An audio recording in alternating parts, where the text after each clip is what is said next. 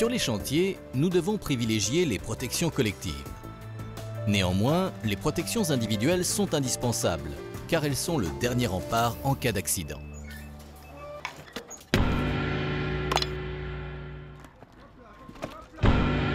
Nous avons tous de bonnes raisons pour refuser de nous protéger. Certaines sont compréhensibles, comme la chaleur sous un casque l'été. D'autres, beaucoup moins. Je travaille à l'extérieur, il ne peut rien m'arriver. Au départ du chantier, je m'occupais de l'installation du chantier. Donc, il y avait les monteurs de grue qui étaient à 40 mètres sur la flèche en train de visser, d'assembler les éléments de flèche.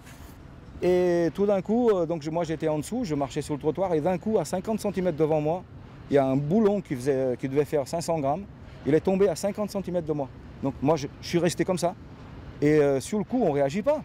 Mais le boulon, il s'est planté carrément sur le goudron. Hein. C'était en été, vous allez me dire, le goudron était mou. Mais bon, si je le ramasse sur la tête, là, si j'ai pas de casque, là, j'y reste. Hein, et j'ai aucune chance, quoi.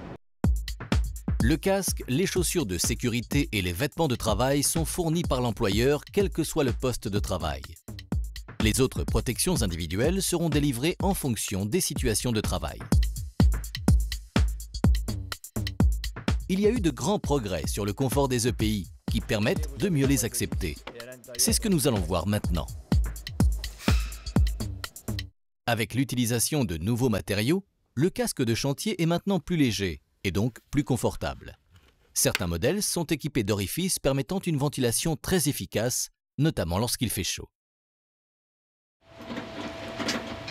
Des progrès ont été aussi réalisés sur la tenue des casques. Avant, ils avaient tendance à basculer vers l'avant ou l'arrière de la tête. Ce n'est plus le cas maintenant avec la mise en place de serre-nuque ou tours de tête plus efficaces.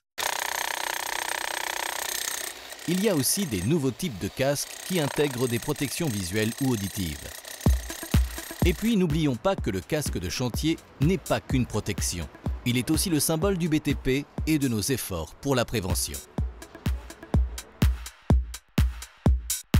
Les chaussures doivent être choisies en fonction des risques des situations de travail et non du métier. Rappelons que de nombreux éléments participent à la protection des pieds et notamment la coque et la semelle anti-perforation. Aujourd'hui, l'utilisation de nouveaux matériaux a permis d'améliorer la ventilation, le confort et l'efficacité des chaussures de sécurité. N'oublions pas que les chaussures nécessitent de l'entretien, un graissage régulier pour les cuirs et qu'elles doivent être aérées dans un endroit sec après le travail.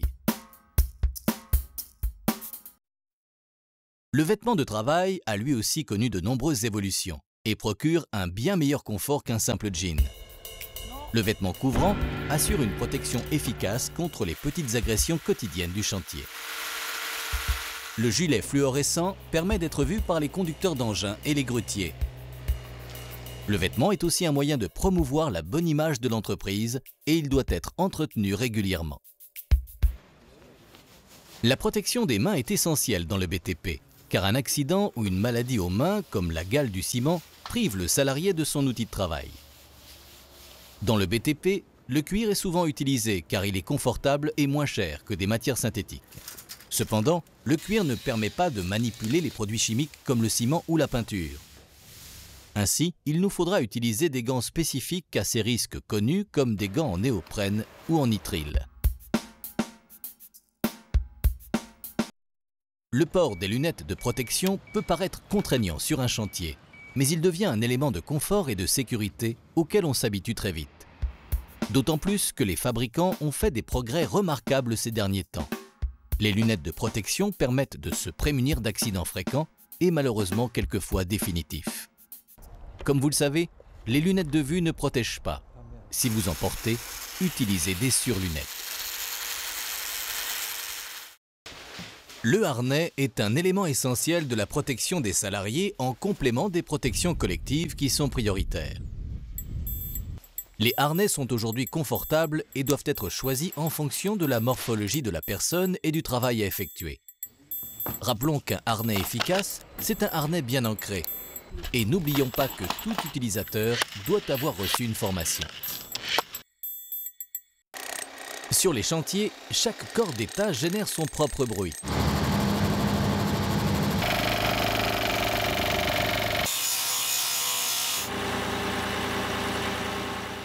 Pour s'en protéger, il existe deux types de protection.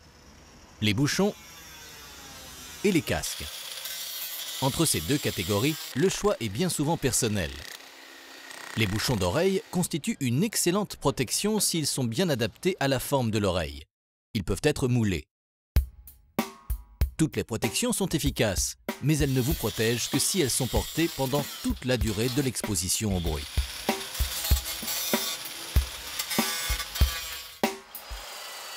Nous devons nous protéger des poussières en utilisant des masques jetables FFP2 ou FFP3 en fonction de la dangerosité du produit. Pour se protéger des produits chimiques, nous utiliserons des masques réutilisables à cartouches. Des cartouches de couleur existent en fonction des produits utilisés. Elles doivent être changées très régulièrement et vous devez vérifier la date de validité. Bonjour monsieur. Vous avez la boîte de vis et à l'intérieur dans la pochette.